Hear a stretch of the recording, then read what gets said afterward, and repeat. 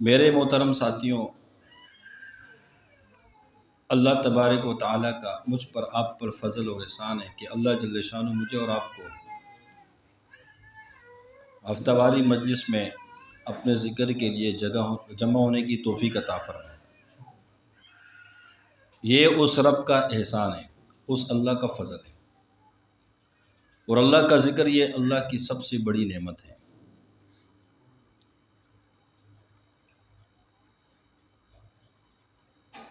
میرے جی ساتھیوں، اللہ نے ہم پر بہت سے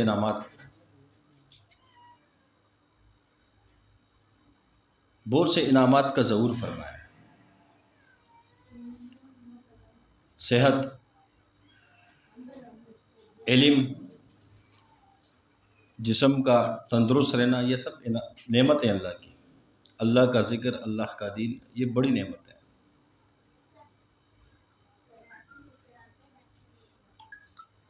پھر ایک آزاد ملک کا ہونا، یہ بھی بڑی نعمت ہے۔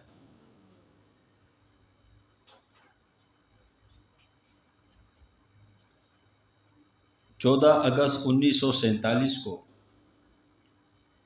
دنیا کے نقشے میں ایک ملک نمودار ہوتا ہے جس کو میں اور آپ جانتے ہیں اسلامی جمہوریہ پاکستان کے نام سے۔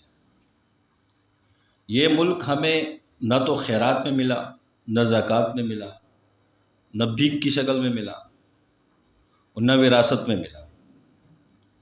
اس ملک کے پیچھے قربانیاں ہیں جو اسلام کے نام پر بنا۔ ہم فخر سے کہتے ہیں کہ پاکستان کا مطلب کیا؟ لا الہ الا اللہ۔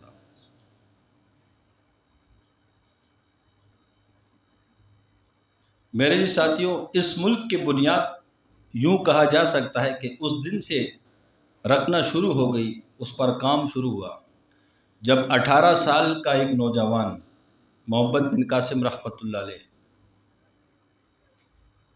سندھ میں آتے ہیں، سندھ کو فتح کرتے ہیں، ملتان کی سرزمین تک اسلام کے پرچم کو لہراتے ہیں۔ 800 سال تک مسلمانوں نے ہندوستان پر حکومت کی۔ 800 سال کے بعد جب مغلوں کی حکومت آئی، مسلمانوں کا آخری بادشاہ بہادر شاہ ظفر، اس حالت میں جب مسلمان کو کمزوری کی حالت میں دیکھا گیا تو انگریز نے فائدہ اٹھایا، ہندوؤں کو ساتھ میں ملا کر بہادر شاہ ظفر کو شکست دے کر اپنی حکومت بنائی۔ وہ جانتے تھے کہ مسلمانوں نے پوری دنیا پہ حکومت کی ہے، ان کو مغلوب کس طرح کرنا ہے۔ انہوں نے مسلمانوں کو جسمانی طور پر غلام بنانا شروع کیا، اس کی محنت کرتے رہے۔ ذہنی طور پر مسلمانوں کو دبانا شروع کیا، غلام بنانا شروع کیا، اور اس میں ہندوؤں کو اپنے ساتھ شامل کیا اس مشن میں۔ وہیں سے جنگ آزادی کی ایک تحریک شروع ہوتی ہے جس میں شاہ ولی اللہ محدث دہلوی رحمۃ اللہ علیہ حصہ لے چکے ہیں۔ ہمارے اکابر، علماء اکرام، مشائخ عظام اپنا کردار ادا کر چکے ہیں۔ اسی آزادی کے لیے قاسم نانوتوی رحمۃ اللہ علیہ کی جب شادی ہوتی ہے، اہلیہ نے بہت سا زیور پہنا ہوتا ہے کیونکہ وہ مالدار گھرانے سے تھی۔ جیسے ہی رات کو، شادی کی پہلی رات ہے، کمرے میں داخل ہوتے ہیں، اہلیہ زیورات کے اندر ملبوس ہے، اپنی اہلیہ کو ترغیب دیتے ہیں کہ یہ کیا تم نے قبر کے کیڑے اور سانپوں کو اپنے گلے میں ڈالا ہوا ہے۔ وہ ایمان والی ہوتی ہے، وہ سارے زیور اٹھا کر اپنے شوہر کے حوالے کر دیتی ہے۔ قاسم نانوتوی رحمۃ اللہ علیہ اس تمام زیورات کو لے کر مجاہدین کی خدمت میں صرف کر دیتے، خرچ کر دیتے۔ ہمارے اکابر اس وقت سے جنگ آزادی کے دور سے 1857 سے اس تحریک کے اندر لگے ہوئے کہ انگریزوں کی حکومت ختم کی جائے اور مسلمانوں کو آزادانہ اختیار حاصل ہو، مسلمان آزاد ہو جائے، اس کے لیے قربانیاں دی گئی۔ اللہ نے اسی مقصد کے حصول کے لیے دیوبند کو بنایا۔ اسی دیوبند سے اللہ پاک نے اتنا بڑا کام لیا، ایسے خدمات لیے کہ تحریک آزادی کا جب ہم مطالعہ کریں تو ہندوستان سے لے کر کابل تک ہمارے اکابر علماء اکرام مشائخ عظام قربانی اپنے جان مال بچوں کی اولادوں کی دیتے ہوئے ہیں۔ ہزاروں کی تعداد میں ہمارے علماء شہید ہوئے، مشائخ شہید ہوئے اس ملک کی خاطر۔ یہ ملک کسی لبرل نے نہیں بنایا، یہ مشائخ نے بنایا، یہ خانقاہوں والے ملنگ فقیر لوگ تھے، یہی علماء کرام تھے۔ 1906 کے اندر مسلم لیگ بنتی ہے،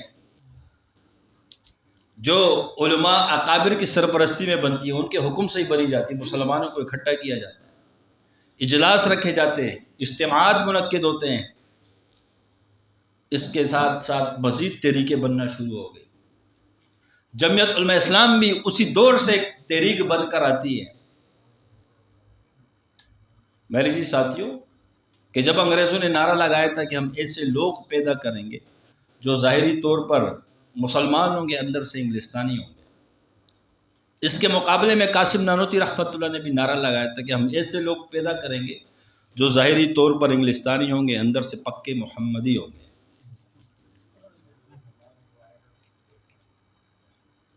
حسین احمد مدنی رحمۃ اللہ علیہ کی کاوشیں قربانیاں دیکھی جائیں، مولانا اشرف علی تھانوی رحمۃ اللہ علیہ کی قربانیوں کو دیکھا جائے، جن کی برکت سے اللہ نے دیوبند کی بھی حفاظت کی اور مسلمانوں کی بھی حفاظت کی۔ جب 1940 میں حضرت مراقبہ کرتے ہیں، اعلان کرتے ہیں کہ اہل باطل اس بات پر متفق ہو گئے کہ ہندوستان کے 2 ٹکڑے ہو کر رہیں گے، یہ 2 قومی نظریہ تھا، اسی پہ محنت ہوئی۔ حسین احمد مدنی رحمۃ اللہ علیہ ہندوستان کے اندر جو مسلمان تھے ان کے حق میں تھے، مسلمان پاکستان کے مخالفت میں تھے، اور الگ اسلامی ملک کی حمایت میں اس کی جد و جہد میں اشرف علی تھانوی رحمۃ اللہ علیہ تھے۔ تانا باون پور میں قائد اعظم محمد علی جناح رحمۃ اللہ علیہ کی تربیت ہوئی، وہیں سے ان کو بنایا گیا۔ اشرف علی تھانوی رحمۃ اللہ علیہ کی سرپرستی میں ان کا ہاتھ تھا اس کے اوپر، اور ہندوستان کے مسلمانوں پر حسین احمد مدنی رحمۃ اللہ علیہ کا ہاتھ تھا۔ میرے جی ساتھیوں، جبھی تو قائد اعظم نے فرمایا کہ مجھے ہندوستان کے سب سے بڑے بزرگ کی، سب سے بڑے عالم کی، سب سے بڑے صوفی کی سرپرستی حاصل ہے۔ قائد اعظم رحمۃ اللہ علیہ کی جد و جہد، اپنے مشائخ سے جڑے رہنا، ان کے مشورے پہ، ان کے احکامات پر وہ کام کرتے رہے۔ خطوط بیچتے تھے تھانہ باون کو، تھانہ باون۔ آج بھی ان خطوطوں کو دیکھا جائے تو وہ کتابوں کی شکل میں کہیں نہ کہیں کتابوں میں موجود ہیں۔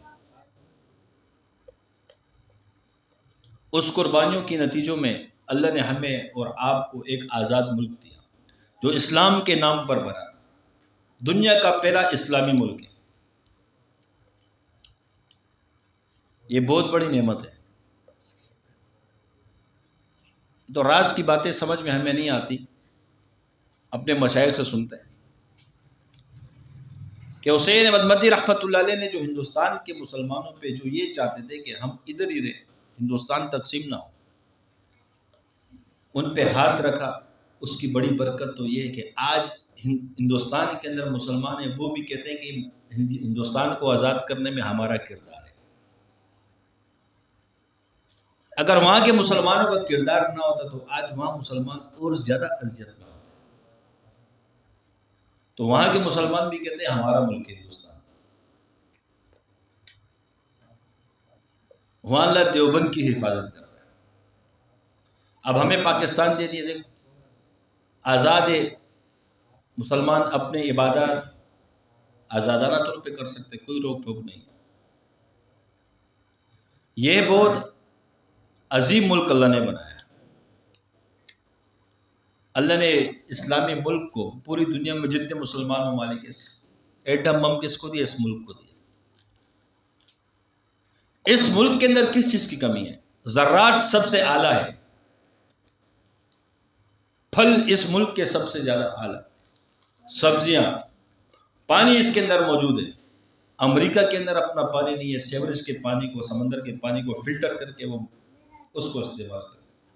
ہمارے ملک کے اندر تو دیکھو جہاں ہم بیٹھے ہیں یہاں 22 فٹ پر زمین سے پانی نکل آتا ہے، اور میٹھا پانی۔ ایسے ممالک کے وہاں نمک ان کے پاس نہیں، نمک کے محتاج ہے، یہیں سے ایکسپورٹ ہوتا ہے پاکستان سے، ہندوستان سے۔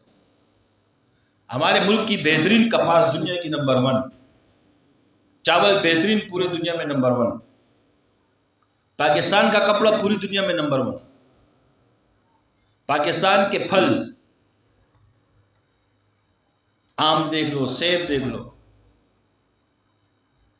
اور دیگر پھلوں کو دیکھ لو، نمبر 1۔ معدنیات اس ملک کے اندر موجود ہے، کوئلہ اس ملک کے اندر موجود ہے، نمک کی کھانے اس ملک کے اندر موجود ہے، چاروں موسم اس ملک کے اندر موجود ہے۔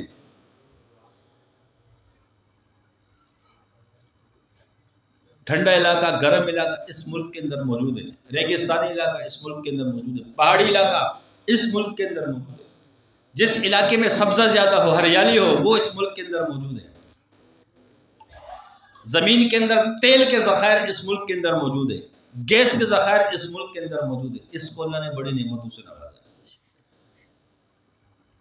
ہم اپنے ملک کی قدر کریں۔ ہمارے پاکستان کا آئین علماء نے بنایا، اور یہ اسلام کے خلاف نہیں، اسلامی آئین ہے ہمارے ملک کا۔ ہمارے ملک کی افواج بہترین افواج پوری دنیا میں مانی جاتی ہے، دنیا کہتی ہے بہترین فوج پاکستان کی ہے۔ ہماری ایجنسیز،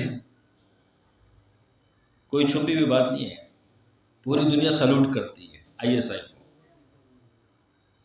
یعنی ہمارے ملک کے اندر تو کسی چیز کی کمی نہیں ہے، اللہ نے تمام اعلیٰ نعمتیں ہمیں عطا کی ہیں۔ اور سب سے بڑی بات یہ ہے کہ ملک ماں ہوتی ہے، ہم اپنی ماں کے ساتھ وفادار رہیں۔ ہمارے حضرت فرماتے ہیں کہ ہمارے سلسلے کا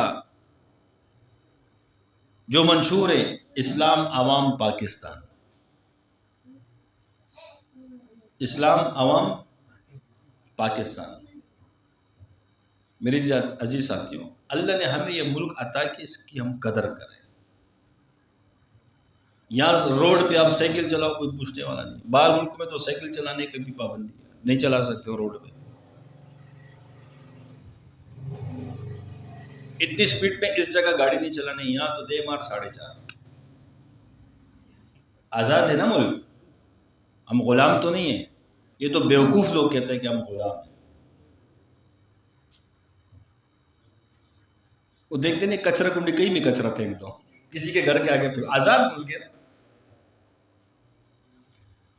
گاڑی کہیں بھی پارک کر دو، کہیں بھی کھڑی کر دو۔ رات کو 3 بجے نکلو گاڑی لے کر روڈ پر، چاہے چھوٹی گاڑی ہو بڑی گاڑی، کوئی پابندی نہیں۔ ہم کس قسم کے غلام ہیں؟ علماء تقریریں کریں، چاہے جلسے کریں، کوئی پابندی ہے؟ یا تو اس اسلامی ملک نے، اس پاکستان کے ملک نے اقلیت کو اتنے زیادہ حقوق دیے کہ ان کے لیے بھی آزادی ہے۔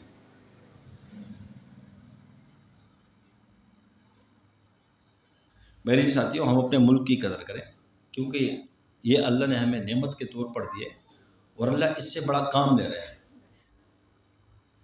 یہ علماء مشائخ کی قربانیوں سے بنا ہے، یہ کسی کی پراپرٹی نہیں ہے۔ ملک یہ تمام پاکستانیوں کی پراپرٹی ہے۔ ہر پاکستانی کا اتنا ہی حق ہے جتنا ایک پاکستانی کا حق ہے اس ملک پر۔ یہ کسی کی ملکیت نہیں ہے۔ یہاں اردو بولنے والے ہیں، ان کا بھی اتنا ہی پاکستان ہے جتنا پشتو بولنے والے ہیں۔ سندھی بولنے والے ہیں، ان کا اتنا ہی ملک ہے جتنا پنجابی بولنے والے ہیں۔ یہاں پشتو بولنے والے، ان کا اتنا حق پاکستان پر ہے، اور پاکستان کا ان پر ہے جتنا سندھی کا ہے، جتنا بلوچی کا ہے، جتنا سرائکی کا ہے، جتنا اور زبان والوں کا ہے۔ میری جی ساتھیوں، یہ ملک سب کا ہے۔ دشمن تو یہ چاہتا ہے کہ ہمیں کمزور کر دے، کبھی قومیت کے نام پر، کبھی مذہب کے نام پر، کبھی لسانیت کے نام پر مختلف حربیں آزما رہے ہو۔ یہ ان کی چالیں اب سے نہیں ہیں، یہ اسلام کی تاریخ پڑھو تو مسلمان کو ہر دور کے اندر انہی چالوں سے۔ ہم اپنے ملک کے ساتھ وفاداری کا ثبوت دیں، ہم دشمن کی ان چالوں میں نہ ہیں۔ ایسا نہ ہو کہ تھوڑی سی پریشانی کی وجہ سے ملک کو برا بھلا کہنا شروع کریں. بھائی ملک نے کیا کیا؟ ملک تو ہماری ماں ہے، ماں کو تو کوئی گالی نہیں دے سکتا. ہم اپنے ملک کے وفادار بن جائیں. ہمارے بچے ہمارے ملک کا مستقبل ہے، ملک کے معمار ہے. میرا اور آپ کا ایسا کردار اس معاشرے میں ہو کہ جس سے ہم اپنے ملک کو مضبوط کریں، اپنے اداروں کو مضبوط کریں. سب سے بڑے دین کے کام اس ملک سے ہو رہے ہیں. بڑے بڑے مدارس اس ملک کے اندر ہیں، خانقاہیں اس ملک کے اندر ہیں، تبلیغ اس ملک کے اندر ہے، دیگر جتنے دین کے شعبے ہیں سب اس ملک کے اندر موجود ہیں. اس ملک سے اللہ کام لے. ہر سال کتنے حفاظ پوری دنیا میں بنتے ہیں، کتنے علماء بنتے ہیں. ہم غلام ہیں کیا؟ ہم آزاد ہیں. ہم غلام نہیں ہیں. اور یہ ملک بشارتوں سے بنا ہے. اس ملک کے پیچھے بڑی مبشرات ہیں. یہ جو پاکستان کا جھنڈا ہے نا، چاند اور تارا، آپ علیہ السلام نے کیا فرمایا؟ میرے صحابہ کس کی مانند ہیں؟ ستاروں کی مانند ہیں. کسی ایک کے پیچھے چلو کامیاب ہو جاؤ. یہ خود ہی بتا رہے ہیں، اس کو نوٹ کر لو، تھوڑا سا اس پہ دھیان دیں.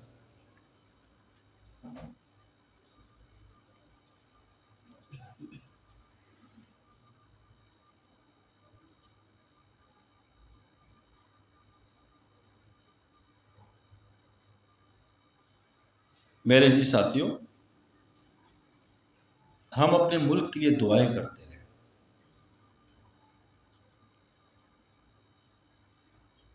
ہم اپنے ملک کی قدر کریں، ناقدری نہ کریں.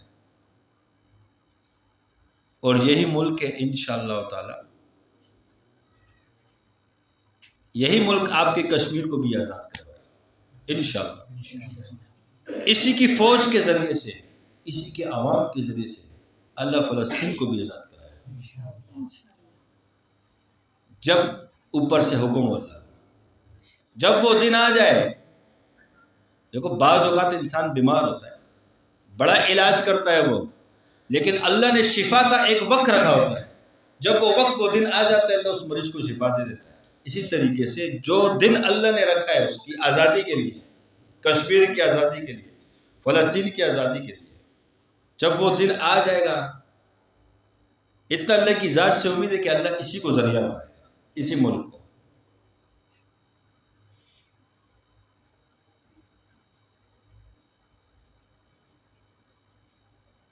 میرے جی ساتھی، ہم اس نعمت کی قدر کریں گے نا انشاءاللہ. ہمارے اندر حب الوطنی کوٹ کوٹ کے بھری ہو، ہمارے بچے بچے میں. اور یہ ہم سب بچوں کو یہ سکھائیں کہ پاکستان کا مطلب کیا؟ لا الہ الا اللہ. جب پاکستان کے ملک کے مطلب کی بات کرو گے تو صوفیاء کے طریقے سے آپ کو ذکر کرنا پڑے گا. لا الہ الا اللہ. پاکستان کا مطلب کیا؟ لا الہ الا اللہ. پاکستان کس نے بنایا؟ اللہ نے بنایا.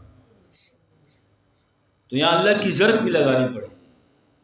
بھائی پاکستان کس نے بنایا؟ یہ دیکھو اللہ کے نام کی ضرب لگ گئی. صوفیاء کون سا ذکر کرتے ہیں؟ لا الہ الا اللہ. ہر سلسلے والے یہی ذکر کرتے ہیں، چاہے وہ چشتی ہو، قادری ہو، سروردی ہو، نقشبندی ہو، شاذلی ہو، یا دیگر جو سلسلے، سب کے نصاب میں ہے نا لا الہ الا اللہ. تو پاکستان کا مطلب کیا؟ اب سمجھ میں آ رہے ہیں؟ میرے ساتھیوں، ہر دور میں اللہ نے خانقاہوں والوں سے کام لیا. بس فرق اتنا ہے، کسی کو اللہ ظاہر کر دیتے، کسی کو چھپا دیتے. دیوبند بنا وہ بھی خانقاہوں کی برکت سے، ملک پاکستان بنا خانقاہ کی برکت سے.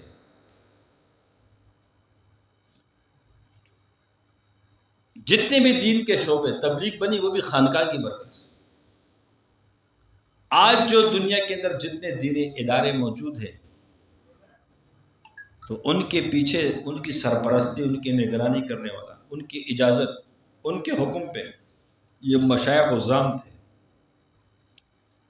تو ان اداروں کو کوئی نقصان نہیں دے سکتا، یہ چلتے رہیں گے قیامت تک، کیونکہ مشائخ اسی فقیروں کو اللہ نے کچھ بنایا ہوتا ہے، یہ فقیروں کی برکت سے۔ جب بھی دنیا کے اندر کوئی ظلم زیادہ ہو جائے اور مسلمان پر تکلیفیں آنے لگتی ہیں یا دین کو نقصان پہنچایا جاتا ہے، اللہ کے دین کو، تو اللہ کسی فقیروں کو لازمی کھڑا کرتا ہے، اس کی برکت سے ان کے نظام کو چینج کیا جاتا ہے۔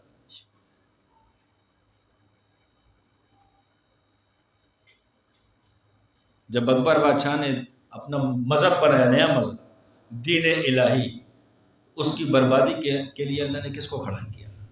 مجدد افساری رحمۃ اللہ، شیخ فاروق احمد سرہندی رحمۃ اللہ۔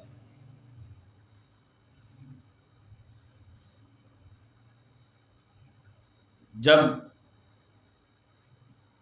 مرزا غلام احمد قادیانی، دیکھو نام کے ساتھ غلام بھی کہہ رہے، احمد بھی کہہ رہے، جب نبوت کا دعویٰ کیا، یہ فتنہ اٹھا، اس فتنے کو دبانے کے لیے، ان کے سامنے لڑنے کے لیے، ڈٹ کر سامنے آنے کے لیے اللہ نے انہیں فقیروں کو کھڑا کیا۔ جیسے بتایا کہ ملک بنانے کے لیے جب انگریزوں نے حکومت سنبھالی، اس کے لیے اللہ نے ان سے چھڑوانے کے لیے پھر ملنگوں کو کھڑا کیا، جس کی برکت سے دیوبند کو بنایا۔ یہ وہی دیوبند کا فیض ہے جو پوری دنیا میں چل رہا ہے۔ جب پاکستان آزاد ہوا اور کراچی میں سب سے پہلے پاکستان کا پرچم لہرایا گیا، قائد اعظم رحمت اللہ علیہ نے شبیر احمد عثمانی کو آگے کیا، کہا آپ اس کے اہل ہو، تو یہ بھی دیوبندی تھا۔ شبیر احمد عثمانی رحمت اللہ علیہ نے پہلی مرتبہ پاکستان کے پرچم کو لہرایا، اور قائد اعظم رحمت اللہ علیہ وصیت کرتے ہیں کہ جب میں مر جاؤں تو میرا جنازہ بھی شبیر احمد عثمانی پڑھائے۔ تو انتقال کے بعد جنازہ بھی شبیر احمد عثمانی نے پڑھا، کیونکہ جس کے ذریعے سے اللہ نے ملک آزاد کیا، اس کو پتہ تھا کہ یہ کیا ہے۔ ہر کسی کو سمجھ میں نہیں آتی یہ چیزیں۔ یہی انبیاء کے وارث ہے، یہی دیوبند کا فیض ہے، جس کی برکت سے اللہ نے کام کیا، اسی کے ذریعے سے پرچم کو لہرایا گیا، اسی سے کہا کہ آپ بھی میرا جنازہ پڑھائیں گے۔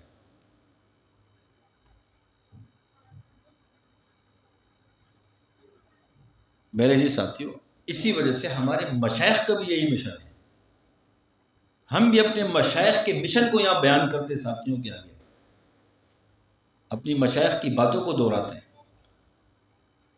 کہ ہمارے حلقے میں اور آپ نام والے نہ بنے، کام والے بنے۔ انسان کی جو پہچان بنتی ہے اس کے کردار سے، اس کے کام سے بنتی ہے۔ دنیا میں اگر آج مشائخ کو اللہ نے نام دیا ہے تو کیوں دیا ہے؟ نام کی وجہ سے، خاندان کی وجہ سے، شکل و صورت کی وجہ سے نہیں، کام کی وجہ سے اللہ نے آج ان کے ناموں کو زندہ کیا ہے، کیونکہ دین کا کام کیا ہے۔ سینکڑوں سال گزر چکے ہیں، آج بھی ان کی مزارات پہ لوگ خوشی سے جاتے ہیں، میلے لگے ہوتے ہیں ان کے مزاراتوں پہ، اور تمنا کر کے جاتے ہیں، خواہش کر کے جاتے ہیں، خوشی سے جاتے ہیں۔ باپ کی قبر پہ اتنی خواہش سے نہیں جائے گا، رشتہ دار کی قبر پہ اتنی خواہش سے نہیں جائے گا، دادے پر دادے کی قبر پہ، لیکن اللہ کا ولی، اس کا نام بھی آج تک زندہ ہے، نام بھی بڑے ادب سے لے گا کہ وہاں جانے کا دل کرتا ہے۔ کیوں؟ کہ ان کا جو یہ نام بنا ہے، اللہ نے ان کے ناموں کو زندہ کیا کام کی وجہ سے، کہ انہوں نے دین کے کام کو مقصد بنا کر کیا۔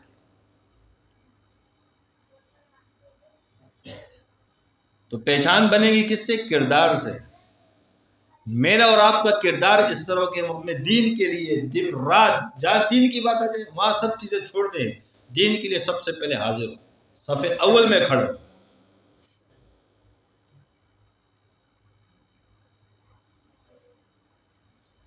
کچھ لوگ ایسے ہوتے ہیں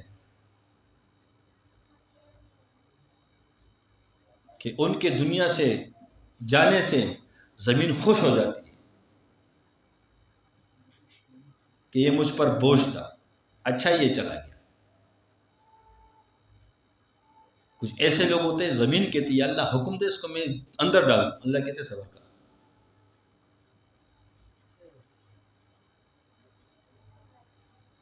آسمان کہتے ہیں اللہ حکم دے پھٹ کے اس پہ گر پڑو،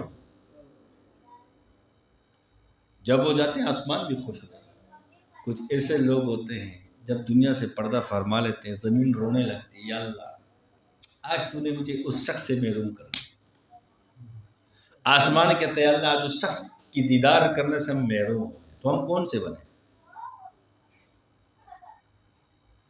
کون سے بننے کی کوشش کریں؟ یہ کردار سے ہوگا، نہ شکل سے، نہ نسل سے، نہ نسب سے، نہ نام سے، کردار سے ہوگا، محنت سے ہوگا، خدمت سے ہوگا۔ جب ہم اللہ کے دین کو کچھ سمجھ کے خدمت کریں گے، جب دنیا سے جا رہا ہوں تو زمین بھی روئے گی، یا اللہ مجھ پر چلتا تھا مجھے مزہ آتا تھا، اب یہ نہیں چلے گا تو مجھے مزہ نہیں آئے گا۔ کیوں؟ علماء سے سنا ہے کہ حدیث کا مفہوم ہے،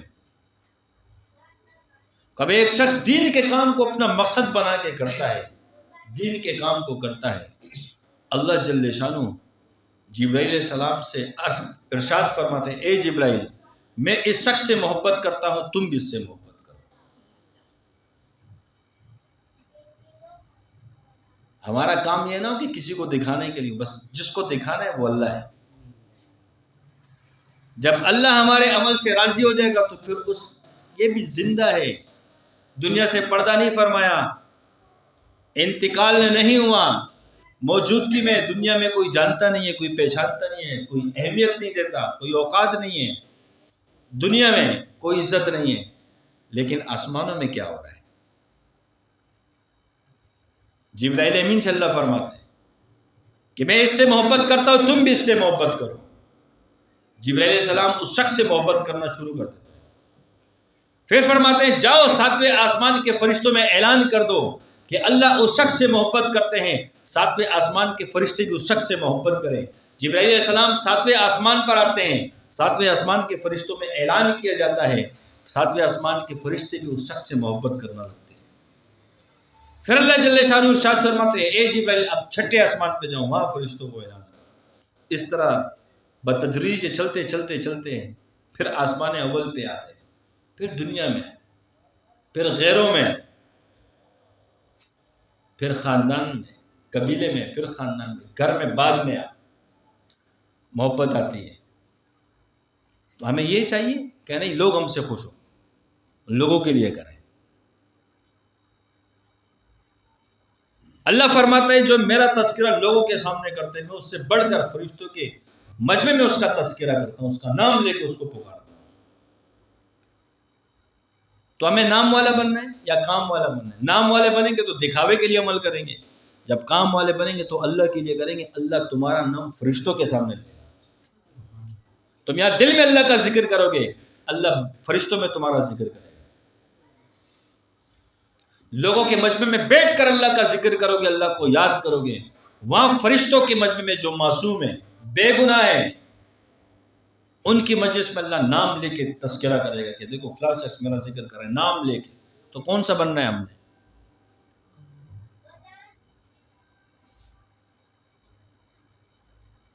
میرے جی ساتھیوں ہم کام کی طرف کوشش دیں، کام والے بنے، نام والے نہ بنے۔ جو اللہ نے ہمیں نسبتیں دی ہیں اس پہ ہم اللہ کا شکر ادا کریں، ہم اس کے قابل نہیں ہیں۔ ہماری نمازوں کا جو حال ہے ہم سے بہتر کون جانتا ہے؟ نہ جماعت کی پرواہ، نہ وقت کی پابندی، نماز قضا ہم سے ہو جاتی ہے،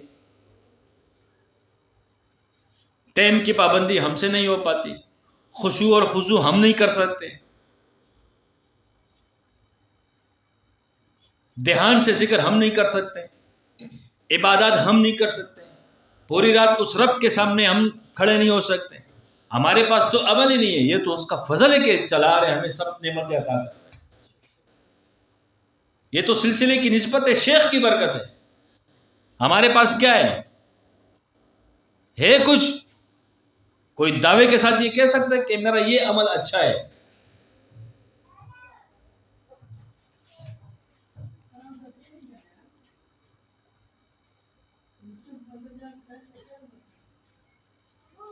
میرے جی ساتھیوں، دنیا تو گزر جانے کی جگہ ہے، ایمان والی کے لیے تو اصل آخرت ہے۔ ہم اپنے آخرت کو سنوارنے کی فکر میں لگے۔ دنیا میں کچھ کھانے کے لیے نہ بھی ہو، گزر جائے گا وقت، رہنے کے لیے جگہ نہ ہو تب بھی گزر جائے گا، پہننے کے لیے لباس نہ ہو تب بھی گزر جائے گا وقت، تو پھر ہمیں دنیا کی چیزیں کیوں دھوکے میں ڈالتی؟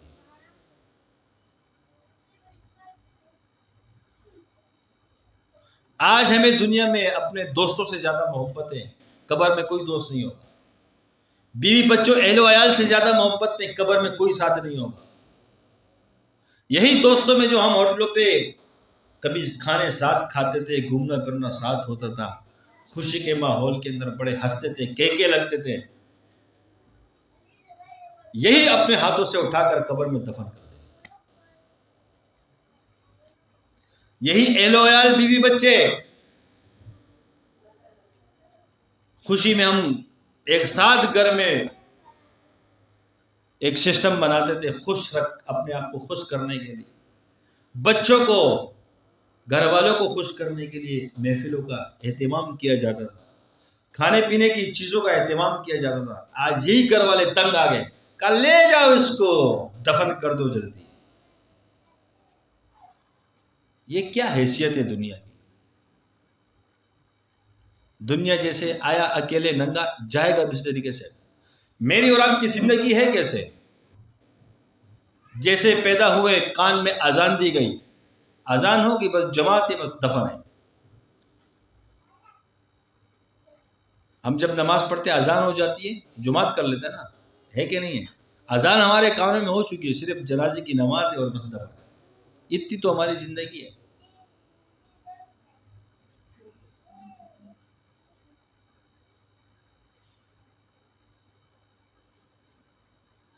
اللہ پاک نے مجھے اور آپ کو جو پیدا کیا، مقصد بتا دیے کہ کس مقصد کے لیے۔ یہاں قرآن میں کوئی یہ مقصد تو ہمیں نہیں ملتا نا، کسی سے سنا تو نہیں ہم نے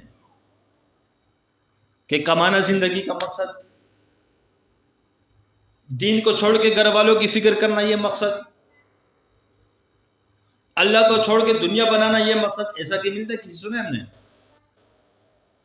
مقصد کیا بیان کر دیا کہ تمہیں پیدا کیوں کیا گیا، اپنی بندگی کے لیے۔ تم بہترین امت ہو، تمہیں کیوں پیدا کیا گیا؟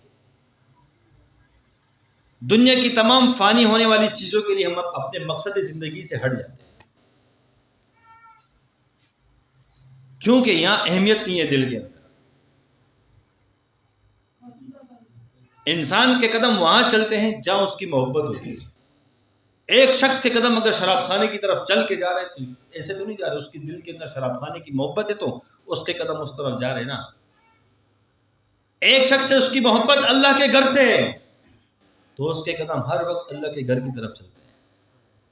ایک شخص سے اس کی محبت خانقاہ سے تو ہر پل اس کی قدم خانقاہ کی طرف آئیں گے۔ جہاں ہمارے قدم جاتے ہیں یہ تو ہمارے اندر کی محبت کی بات ہے۔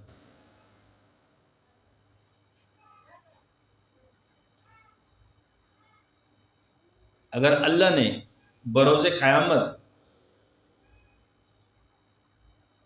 ستاری کا معاملہ نہ فرمایا، ہم ہلاک ہو جائیں گے، ہم عذر پیش نہیں کر سکیں گے۔ اگر صرف نماز کے بارے میں سوال کر لیا جائے کہ نماز میں کوتاہی کی کیوں نہ پڑی، یا اللہ میں بیمار تھا، میں کسی حال میں تھا، میں کام میں مصروف تھا، تو یہاں حجت نہیں بنے گا ہمارا عذر۔ ہم اگر اس مقابلے میں امام حسین رضی اللہ عنہ نے کھڑا کر دیا کہ جنگ کی حالت میں بھی نماز پڑھی ہے، تو ہم حجت پیش کر سکتے ہیں، عذر چل سکتے ہیں۔ یا اللہ میں نے دین کا کام اس لیے نہیں کیا کہ میرے بیوی بچے تھے، ان کی دیکھ بھال تھی، ان کے لیے کمانا تھا، ان کی ذمہ داری تھی، تو اللہ صحابہ کو کھڑا کر دے گا۔ پورے سال کی محنت باغات چھوڑ کے گئے کہ نہیں گئے؟ ہے کہ نہیں؟ باپ اور بیٹا لڑ رہے کہ نہیں؟ بیٹا باپ سے کہتے کہ آپ گھر پہ رک جاؤ، میں اللہ کے راستے میں نکلتا ہوں، بیٹا کہتے میں بوڑھا ہوں، تم جوان ہو، تم رک جاؤ، میں چلتا ہوں اللہ کے راستے میں۔ تو ہم کوئی حجت پیش کر سکتے ہیں؟ ہم تو بیماری کی حالت میں بھی حجت پیش نہیں کر سکتے۔ اگر ایک شخص بیمار ہو، چلنے پھرنے کے قابل نہ ہو، کسی لاٹھی کے سہارے وہ چلتا ہو، اور اگر اس سے سوال کیا جائے کہ آپ نے دین کا کام کیوں نہیں کیا، اور اس نے حجت پیش کی کہ اللہ میں تو معذور تھا، میں تو لاٹھی کے سہارے چلتا تھا، میں کیا دین کا کام کرتا، وہاں تو جوانوں کا کام تھا، تو اس کے سامنے اگر اللہ نے اس کو کھڑا کیا، کس کو؟ ایوب انصاری رضی اللہ عنہ، جو بہت جسامن سے ہیوی تھے، چل پھر نہیں سکتے تھے، کہ اس کی لاش بھی میرے راستے میں چلیے، تو ہم کوئی حجت پیش کر سکتے ہیں؟ اگر ستاری کا معاملہ نہ کیا اللہ نے، ہمارے پاس حجت پیش کرنے کے لیے کچھ نہیں ہے۔ حضرت نے ایک بیان کے اندر بڑا پیارا نکتہ، حضرت نے فرمایا کسی کو دعوت نہ بھی پہنچی ہو تب بھی وہ شخص یہ نہیں کہہ سکتا یا اللہ مجھے دعوت نہیں پہنچی۔ کیوں؟ اللہ نے تجھے عقل دیا، شعور دیا، تو نے اللہ کی قدرت کو نہیں پہچانا کہ مجھے بھی کوئی پیدا کرنے والا ہے، تو نے خود اس کی طرف غور نہیں کیا۔ جیسے ابراہیم علیہ السلام خود غور کرتے ہیں کہ میرا پیدا کرنے والا کون ہے، چاند کو دیکھتے یہ نہیں ہو سکتا، سورج کو دیکھتے یہ نہیں ہو سکتا، تو یہ دعوت بھی حجت نہیں ہے، یاد رکھ۔ آپ کو جو عقل اور شعور دیا گیا ہے، آپ خود کیوں نہیں سوچ رہے ہو کہ میرا کوئی پیدا کرنے والا ہے؟ کیوں اس رب پر ایمان نہیں لاتے؟ بات آئی سمجھ میں؟ اگر اللہ نے ستاری کا معاملہ نہ کیا، اور اگر اس نے پوچھا، اس کی مرضی ہے نا، پوچھے نہ پوچھے اس پہ تو اس کی مرضی، تو ہم حجت پیش نہیں کر۔ اس لیے تو میں بھی کہتا ہوں نا کہ ساتھیوں کو کہ تمہارے عذر بیکار ہے، عذر کام والا پیش کرو، جو صحیح عذر ہو۔ یہ کون سا عذر ہے؟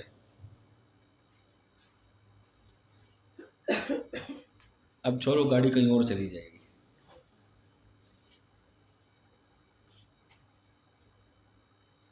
پیرانے پیر کو چھوڑنے کا دل نہیں کر رہا، تو یہ کون سا عذر ہے یار؟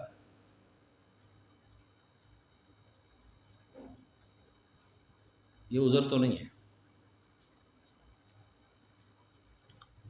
چلیں، بہرحال میری ساتھیوں، ہم اپنے ملک کی قدر کریں۔ جو اللہ نے مجھے اور آپ کو نعمتیں عطا کی، اس پہ ہم کروڑوں اربوں بے شمار اللہ کا شکر ادا کرتے رہے، ہر لمحے اللہ کا شکر ادا کریں۔ ہم اس قابل نہیں ہیں جو اللہ نے ہمیں نعمتیں دی ہیں، اور یہ ہماری کسی محنت کی وجہ سے نہیں، ہمارے پاس محنت کے لیے ہے کیا؟ کوئی عمل ایسا ہے کہ جو کہہ سکتے ہیں اللہ یہ کیا ہے ہم نے محنت سے؟ کوئی عمل ہی نہیں ہمارے پاس۔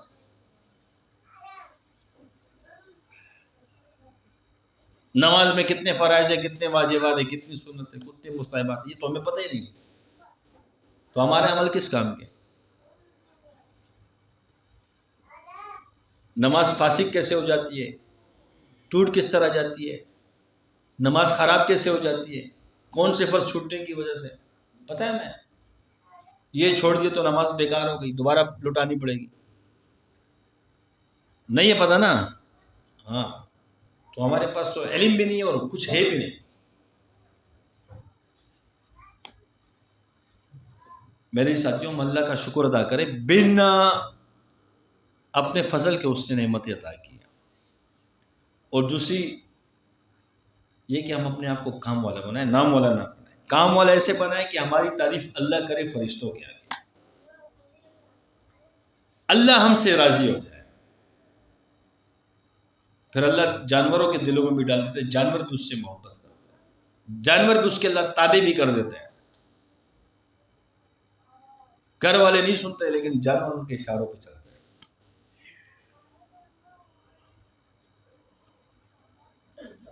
کوشش کریں گے نا انشاءاللہ بھائی، ہم ہر لمحہ توبے کو پکڑ لیں، توبہ کثرت سے کرتے رہے، استغفار پڑھتے رہے کثرت کے ساتھ۔